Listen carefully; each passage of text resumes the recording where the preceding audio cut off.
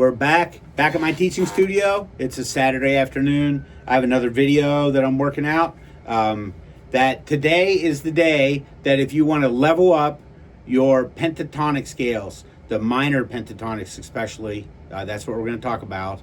I'm going to show you how to do it. I've been teaching guitar lessons for a long time. A lot of times people come in, they've memorized patterns, different patterns around the neck of the guitar. And I've watched people that I've worked with really struggle with being able to freely improvise coming out of those patterns. And the reason why, I think, after having the opportunity to learn a lot of guitar solos by classic blues artists, people like Albert King and B.B. King, Freddie King, and then later, of course, Jimi Hendrix, Jimmy Page, Roy Buchanan, Eric Clapton. I love all of these various blues players. And spending time learning some of their solos has been something I really both enjoy to do it, but it's part of what I do in teaching, and so it's great. It's a big gift as far as the teaching goes. But one of the things I discovered is that I don't think, especially the first generation of blues players, I don't think they knew patterns, and I don't think they were learning boxes on the guitar, and that that practicing those boxes, it keeps you trapped in the box, and nobody wants to be in the box. That's a Mighty Boosh reference, and I don't know who knows about the Mighty Boosh. But so I'm going to show you today how to play these scales in a way that makes sense. And so we're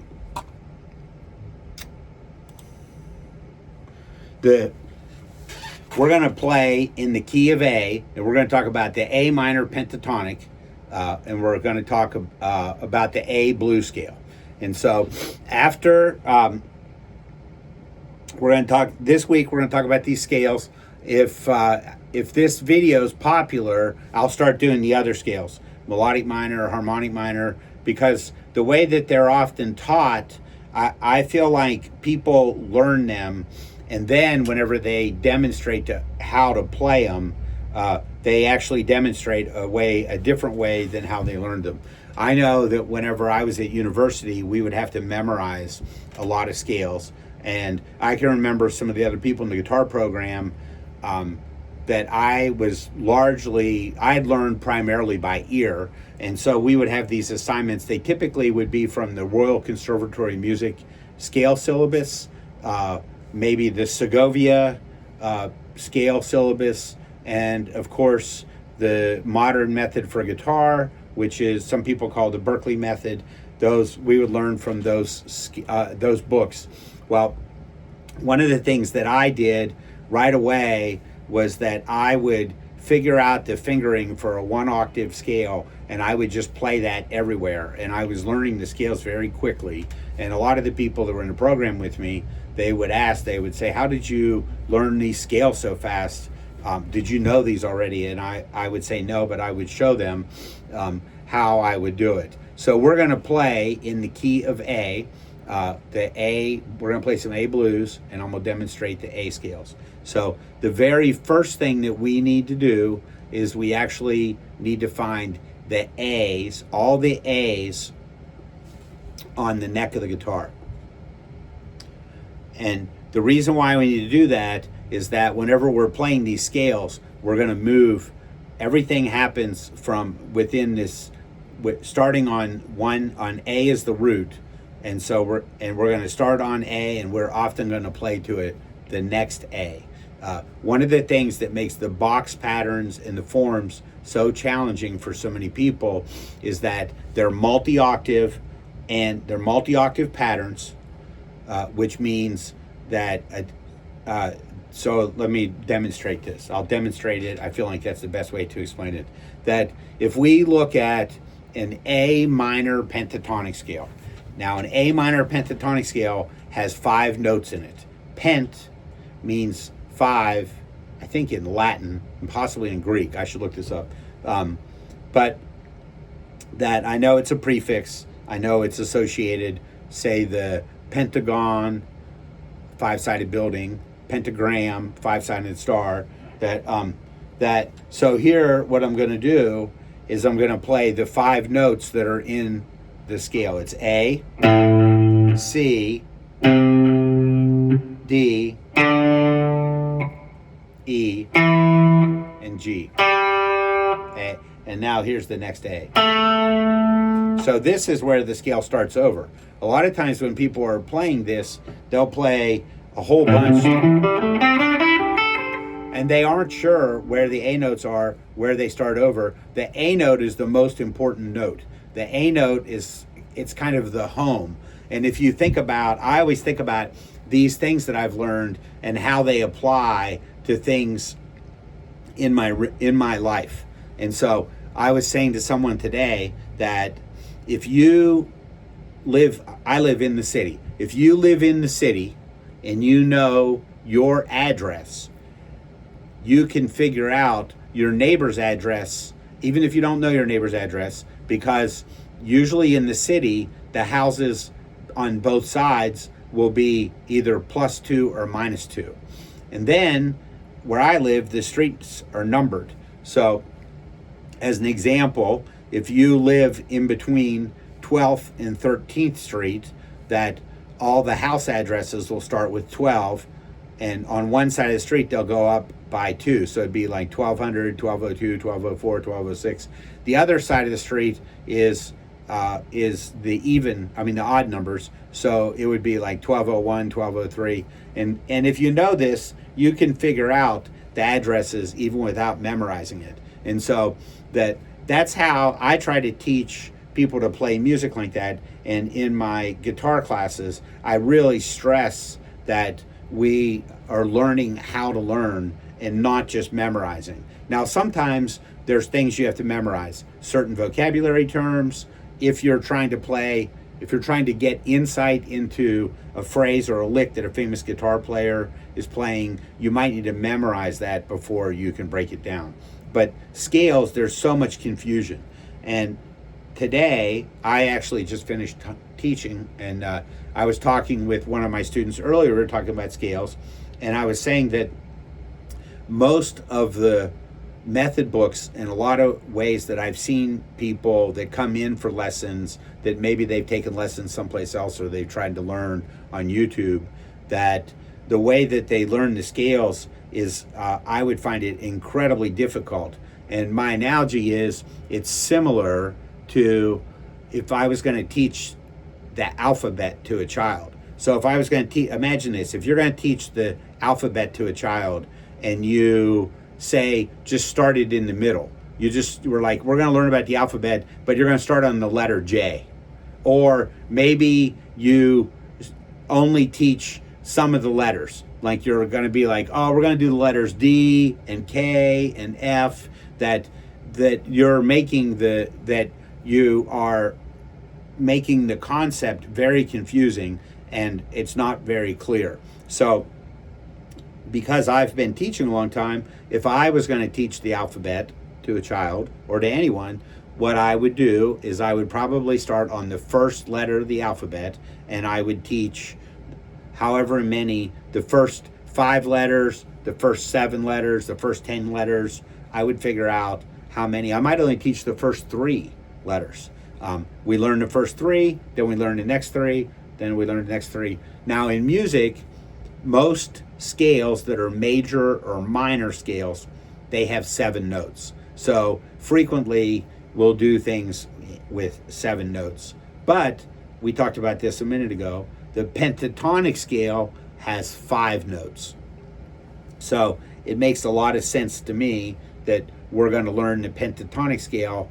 I'm going to demonstrate it kind of a string at a time, and then we're going to move from doing it a string at a time to being able to play the whole scale. So we're going to play A. There isn't anything really special about A. A is the first letter of the alphabet. I had to choose some place to start. A seems like a good place to start. Also, whenever you're playing guitar, the A is right in the middle. It's in the middle area of the neck. There's a lot of A notes, and you can reach that comfortably. So it's a good place to play. And A blues is a very common key. There's a lot of famous songs that are in the key of A. Crossroads Blues, Bright Lights, Big City, those are just a couple. Crossroads Blues by Cream, the Cream version is in A. So the step one that we're going to do is we're going to find the A notes on each string. So that I'm going to use my chromatic circle. I'm going to put that up on the screen right now. It's going to magically appear. And I know this is the E string. I've memorized the names of my open strings. So I'm going to start on E, and I'm going to look for an A. So on my chromatic circle, which is my tool, it's like a measuring tape. I'm going to count the boxes on my chromatic circle. I'm going to go E, F, F sharp, G, G sharp, A. So I'm going to count 5 boxes. And that's going to tell me that A is on fret 5. So this is A.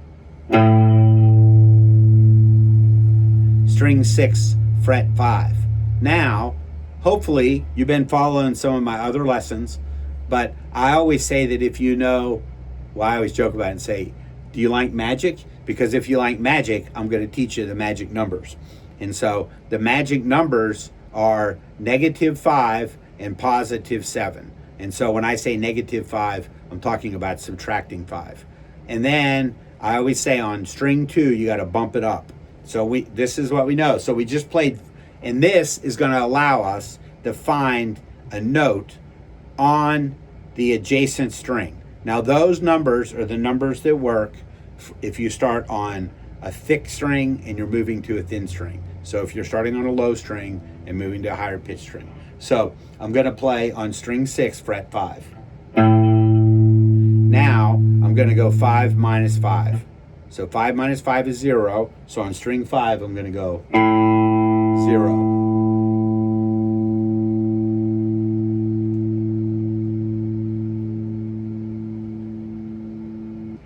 Okay, so I'm going to do string 6, fret 5.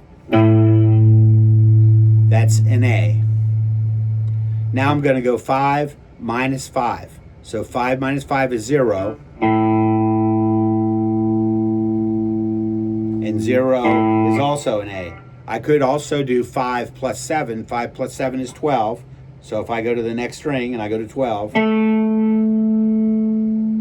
that's also an A. So if I go 12 minus 5, 12 minus 5 is 7. So now I'm going to go to the 4th string, 7th fret, A. 7 minus 5 is 2. So I'm going to go to the 3rd string because I'm moving to the adjacent string, the string next door. 2, that's A. Now I'm on to string 2. So on string 2, I have to bump it up 1. I need to add 1. So I'm going to go 2 plus 7, which is 9, and then I bump it up 1. 10th fret. 10th fret is A. And then I go 10 minus 5, and 10 minus 5, that's 5. So now we're going to talk about how to play the minor pentatonic scale, and we're going to start it on each one of those A's. And I'm also going to use the same fingering. I'm going to play it in position, and I'm going to use the same fingering every time. This is going to make it a lot easier for me to memorize it. That's the goal. Once I get the scale memorized, I might want to use different fingers. It depends, because a lot of times if I'm playing blues rock, country, those different styles of music, that I might bend notes, I might use vibrato, I might do slides, and sometimes doing those on stronger fingers is better.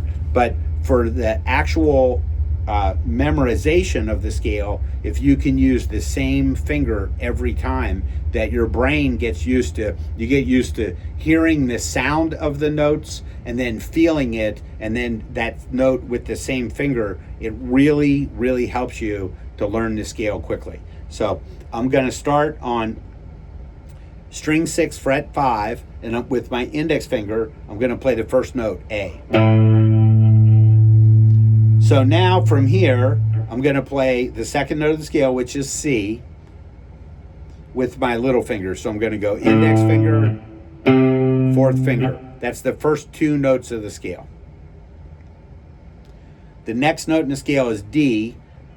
It's going to be on string 5, fret 5. So I'm going to go index finger, because I just played. The reason why I'm playing my index finger is because I started with my index finger on fret 5. So the path of least resistance is just to move my finger down here.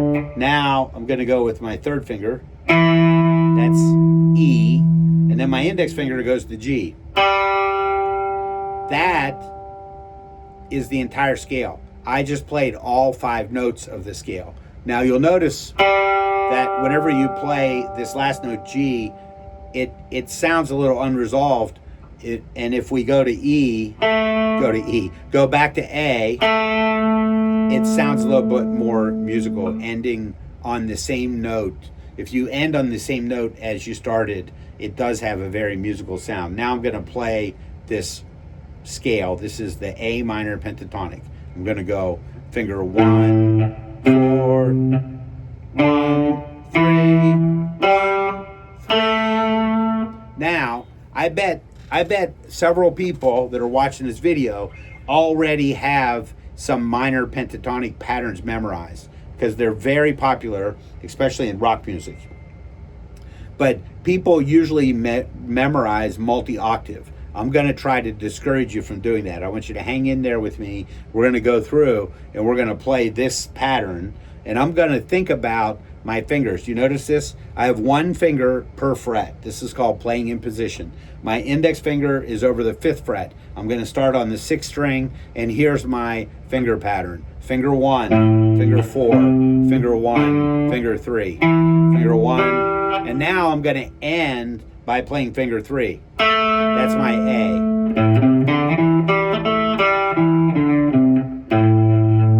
That is the A minor pentatonic scale. That's all of the notes. The next thing I'm going to do is I'm going to move to string 5. And remember, we figured this out just a minute ago, that if we start on string 6, fret 5, we can either subtract 5 or we can add 7. So we're going to add 7. We're going to come to 12. And 12 is an A note. So I'm going to play the same pattern.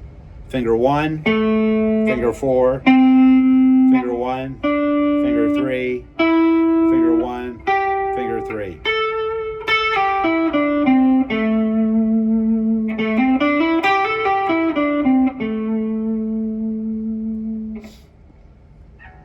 String 5, fret 12, so I'm going to subtract 5. I'm going to go to string 4, fret 7. So I'm going to go same pattern. Finger 1, finger 4 on the same string. Move to the next string. Finger 1, finger 3. Now, whenever I get to string 2, because the tuning on the guitar is not symmetrical, I always need to move my hand 1 fret higher to compensate for that non-symmetrical tuning. So I'm going to bump it up 1 fret, and I'm going to go 1, 3. So in this particular pattern, starting on string 4, I'm going to go 7, 10 onto the next string, string 3, 7, 9 onto string 2, 8, 10. So I ended on an A. So now I'm going to go to string 3, and I'm going to come down here. I'm going to go to fret 2. Fret 2 on string 3 is an A. So I'm going to go 1, 4. Move to the next string, and I'm going to bump it up. You remember this? So I'm going to move up 1 fret. I'm going to go 1, 3. And then on the first string, I'm going to play 1, 3.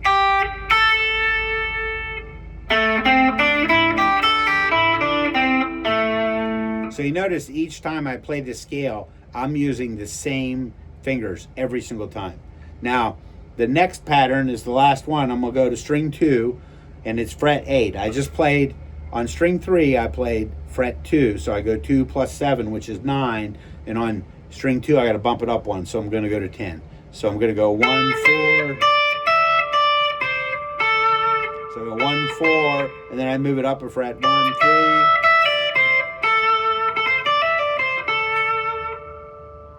And I'm not going to, I don't have any higher strings, so I can't complete the scale. And I'm not going to move way down here. I don't really need to play these high notes. There's a lot of traditional blues guitar players that I really like. Freddie King, Albert King, they'll play solos just using this little pattern in 2 notes. Not the whole solo, but they'll play a good long part of the solo just using those 4 notes. They'll do bends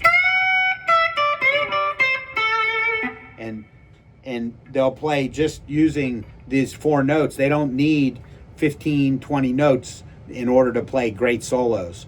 And that was one of the things that I discovered through teaching. Whenever I started to really figure out some of these solos, it dawned on me that B.B. King and Freddie King, Albert King, just to name a few.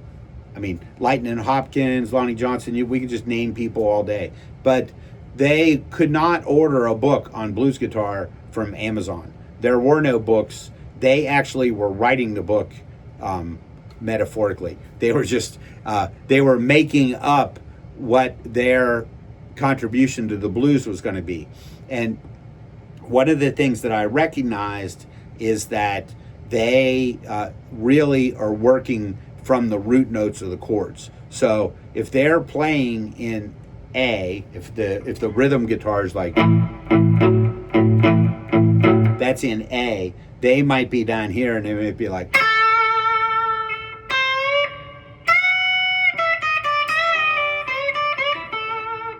and so they're really focused on the A. Whenever the chord changes to D, a lot of times, if we're playing a standard 12-bar blues, D would be the next chord, that a lot of times they might subtly change their phrases, or they might play a phrase and they might end on D, because they're really interacting with the music, and their interaction has a lot to do with both, they listen to the music, and most of those traditional blues players were singers. And as a singer, when the chord changes, you often will change the note that you're singing to better match the chord.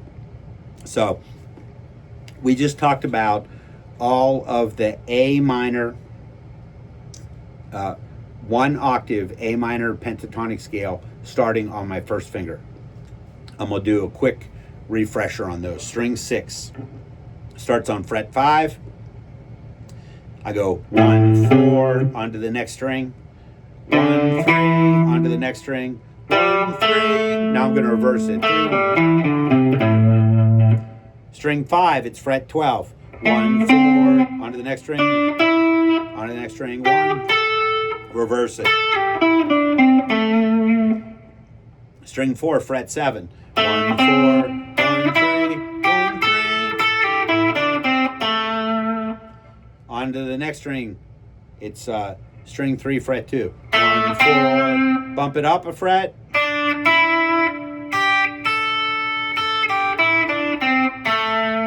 Then our last pattern starts on fret 10, string 2. And on that one, we're not able to play all 5 notes, but just those 4 notes. It's really well documented. A lot of famous guitar players play great solos utilizing those 4 notes. So now the next thing we're going to do is we're going to move to playing the same scale, but we're going to start on figure 4. We're going to do a different finger pattern. And the reason why we're going to do this is those boxes that people recommend memorizing on the internet, those are multi-octave patterns. And so typically they're not explained like this, but oftentimes you start on your first finger and you play the first octave, and then you'll switch to a different finger, not your first finger, to play the second octave. Now, one thing you can do is you actually can play multi-octaves using the form 1 pattern. I'm going to demonstrate this really quick. I can go like this. I can start at the 5th fret and I can play. And that's my first octave. That's my A minor pentatonic. And my 3rd finger is on an A. I ended on my A. Now, so far, we've only talked about one pattern. It's pattern 1. So I can put my index finger on the A on the 4th string where I ended that pattern, and I can start the next pattern, the next octave, I can go 1, 4, 1, 3, and here I have to bump it up. Again, this is an A, and then I can go. So now if I wanted to put those all together, I can go like. Now watch what I'm gonna do. I'm gonna do a slide.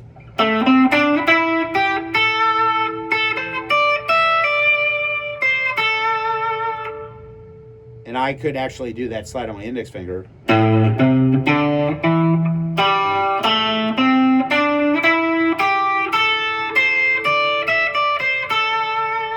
If you notice when I get up here, I want to end on A, so I played some notes that were higher than A, and I actually descended back down to A to end on A. But that's a really cool pattern, and that's a multi-octave version of this, and it's using the same fingering. And this is where having the A notes memorized is so valuable. So now the next thing we're going to do is I'm going to show you how to play the same scale. It's the pentatonic scale, but we're going to start on our fourth finger. And this one it's not as common. That the reason why it's not as common is it just doesn't work as well. So I'm gonna start with my fourth finger on A. I'm gonna go A. Now the next note is C. I'm gonna go with my middle finger, then my fourth finger on D, then my index finger, E, and then my fourth finger. And now I'm gonna play A. I'm gonna end on A, but remember, there's only 5 notes in the pentatonic scale, so I've played all 5. It's just that ending on A makes the scale sound more complete. So so I'm playing this in position. Look at my hand. I have start on my fourth finger, go middle finger on the next string, fourth finger, index finger.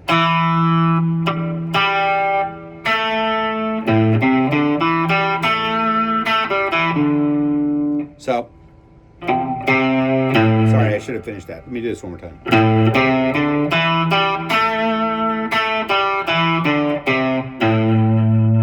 That's the same scale. That's the same notes. That's the same notes that we just played, but this time I started off with my fourth finger. So I can bring the same pattern down, and I'm going to go to string 5, fret 12. So I go, and I'm going to use the fingers stay the same. The fingers are what I'm memorizing. I'm measuring the interval distance using my fingers. So I'm going to go 4, 2, 4, 1, 4. Now on string 2, I always have to bump it up once and more. So you can see this. Sorry. A.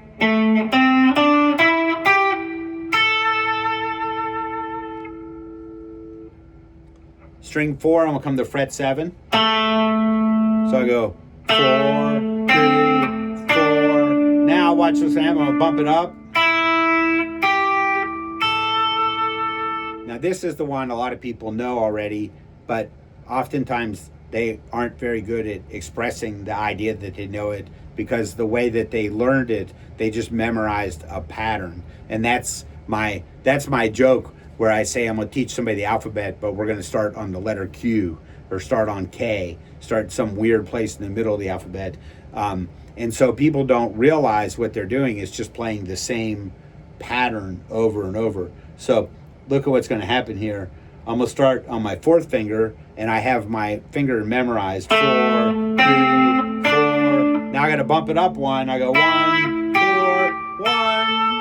Now, if you've ever played this pattern before, you might already know where I am. That I'm going to modify this finger, and what I'm going to do, because where I've crossed over onto string 2, this is one of the only places on the guitar where it works really well. So I'm going to go 3, 1, 3, 1, 4, 1. And we're going to come back and finish this in just a minute. We're going to come back and finish this. So the next pattern is going to be string 3. I'm going to start up here. And again, I'm going to modify it. I'm going to start on my 3rd finger, because watch what happens if I start on my 4th finger. If I go 4, then I have to bump it up.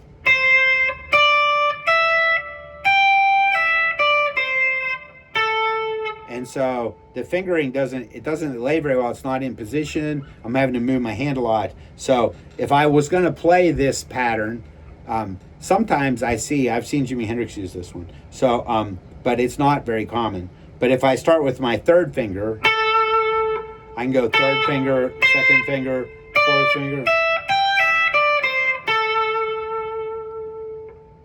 And then, of course, the last pattern we have starts on 10, and it's only 2 strings, so it wouldn't make sense if I started it on my 4th finger and I went 4th finger, 2nd finger, 4th finger. This would actually not be a very smart choice, because I'm only using my weakest fingers. And if you've watched some of my other videos, I always talk about this, that some of the principles that we want to apply whenever we're playing guitar, I always say it's kind of like if you're a basketball coach. If you're a basketball coach, you want to start the game with your best players in. You want to put the strongest players in. And so in your left hand, fingers 1 and 3 are typically much stronger than finger 4 and sometimes finger 2. So if I was going to play that same pattern starting on my 3rd finger, it makes a lot better sense. So now let me show you the thing that I skipped over, that this modified pattern that I did here, string 4 fret 7, and I went 3, 1, 3, 1, 4, 1. That if I started on my index finger on string 6 and I went 1, 4, 1, 3, 1, 3, I could continue this pattern. This is the minor pentatonic box. This is probably the most common pattern that whenever people come in for lessons and they've maybe taken lessons someplace else or played a little bit, learned some things on the internet, that this pattern is the one that they usually can play. I will tell you this though, that if you're trying to play good lines, smart soloing, that really knowing where the A's are is so important, because that knowing that I can start here, and that's such a key to everything I do. The same thing is true down here. I don't use this pattern much. I'm not a huge fan of it, but if I start on finger 4, I can go 4, 2, 4, 1. And here I ended on finger 1, so I could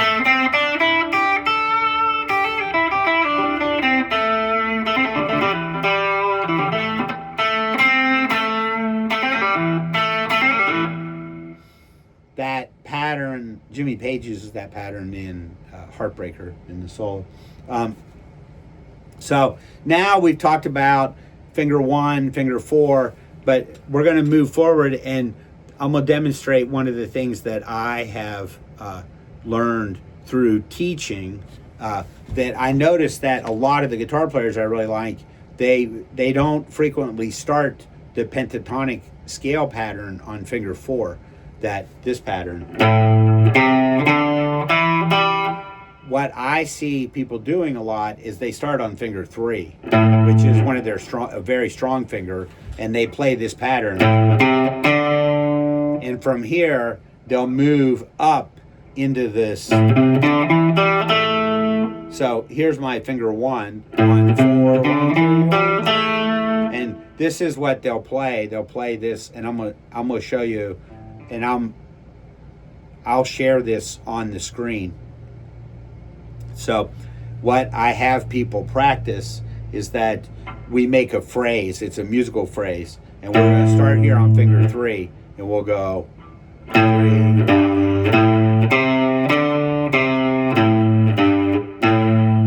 So if you'll notice, I'm only playing 4 notes. I'm playing the A, I'm going down lower than A to G, coming back to the A, moving on to string 5, I play C and D. But to make it sound like music, I make it into a 2-measure phrase. So I go 1 and 2 and 3 and 4, 2, 3, 4, 1, 2, 3. Now I'm gonna go to string 5, fret 12. I'm gonna do that same pattern. So I call this the form 3, A minor pentatonic form 3.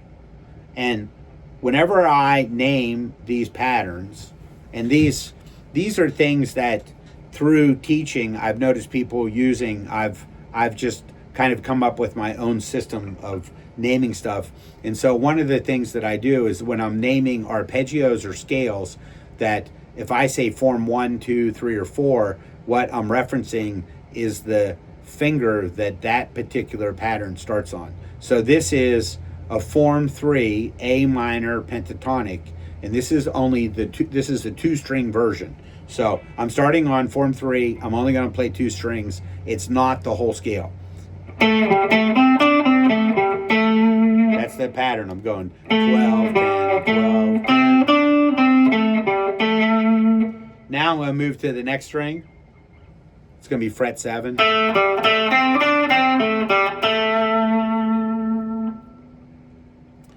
Then I'm going to move to 14 on string 3. And this time I'm crossing onto string 2. So I'm going to have to do a little position shift. I want to keep my fingers. I want to use fingers 3 and 1. Shift. Back. So I'm going to... And here on string 2, we'll do fret 10.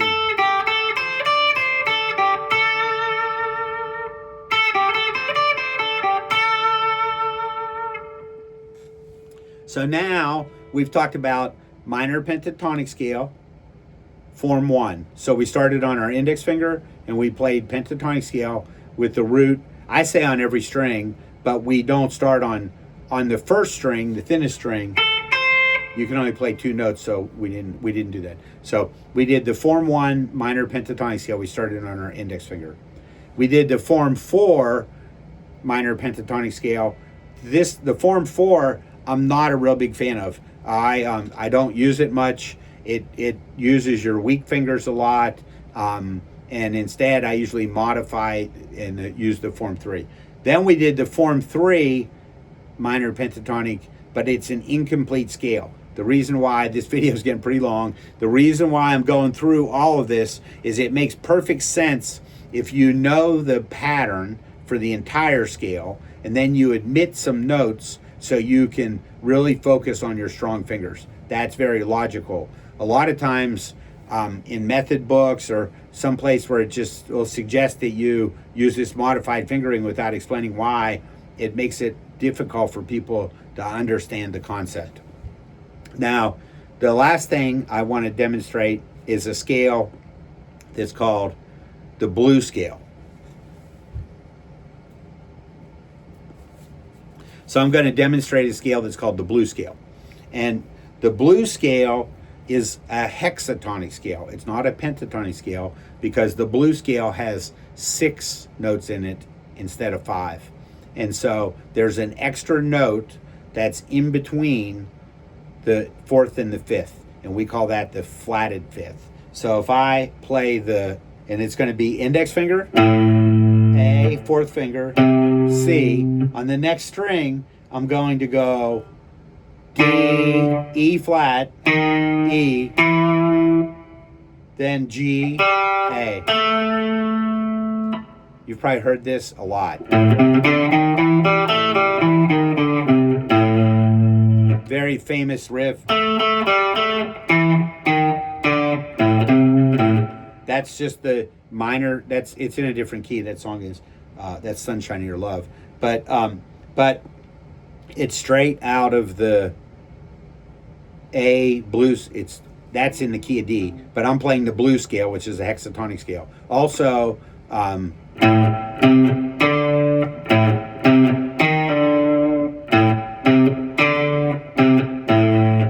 Smoke on the Water. That's coming right out of that scale. There's some really, really cool songs from the first Black Sabbath album that are straight out of the...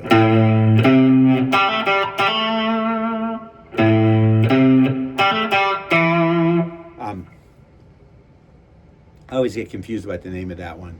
It might be called A Bit of Finger, Sleeping Village. I don't know. It's from Black Sabbath's first album, though. It's really cool. Again, it's using the A minor hexatonic scale. And then, of course, we have this. If I use the open string to play the A minor hexatonic, the A blues scale, I can get that.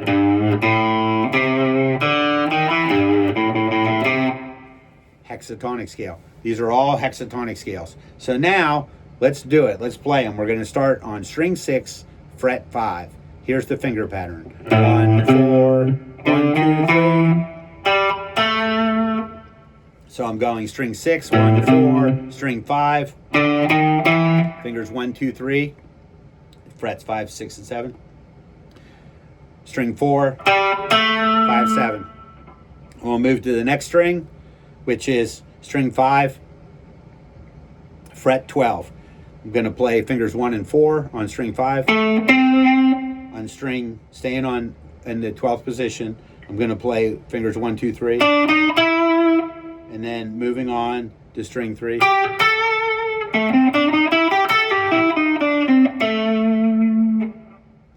Go to string 4, fret 7. 1, 4, 1, 2, 3. Now I'm going to go string 3, fret 2. Going to go 1, 4. Now remember, on the second string, I'm going to move my whole hand up 1 fret to compensate for the tuning. 1, 2, 3.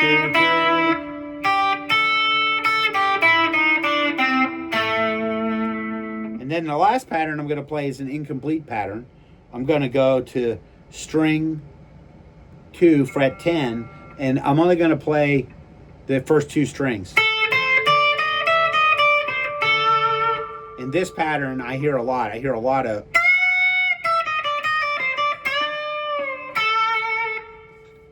Johnny Winter,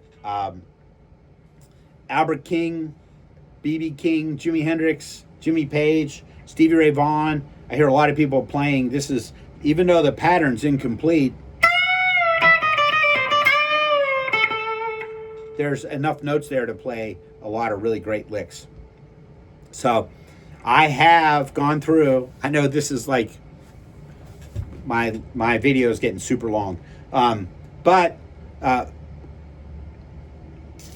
I want to demonstrate just a little bit playing these. You know what? I'm going to make another video. So I'm going to stop today with just these patterns that I just demonstrated. And then I'm going to make another video and I'm going to demonstrate how to play these along with the backing track. Thanks for coming out on Saturday afternoon for one of my lesson videos. I really appreciate it. I can't even tell you how excited I am. My goal, I didn't really have any goal when I first started, but I can remember whenever I had 60 subscribers, and I was so excited about that. And then I noticed one day I had 180, and I thought my goal was going to be 200. I think last week I was saying that my goal for subscribers, I had hoped that I could get 300 or 400. I've exceeded that. I don't know exactly how many subscribers I had, but the last time I looked, I think I had maybe 700 subscribers, which is a lot. I'm really flattered that everybody's coming to check out my videos. If you have any questions, post some comments. I know my videos are super long. I feel like it's really important to be comprehensive. Even though it's great to get views, I'm not doing any kind of trickery of, I'm not saying like learn to master the guitar in 7 minutes, or I'm gonna teach you this thing to make your guitar playing unbelievably fast in 5 minutes. That I've played guitar my whole life. I'm a professional guitar teacher. I love helping people get better with their guitar playing, and I also know that there is some commitment to the craft. There's some things you have to practice. My goal is to explain things to people to make it easy for them to understand, and I want you to make great use of your time. I started playing when I was a little kid. I wasted a lot of time practicing things that were not very productive. That I always joke that the reason why I did that was because my guitar teacher was terrible. And then when people are like, who was your guitar teacher? I'm like, well, it was me. But I've gotten better over the years. So if you want to take lessons, if you live in Cincinnati area, you can take lessons in person. If you don't live in the Cincinnati area, though, we could do virtual lessons. So, all right, leave me some comments, like and subscribe, do all those things. Thank you.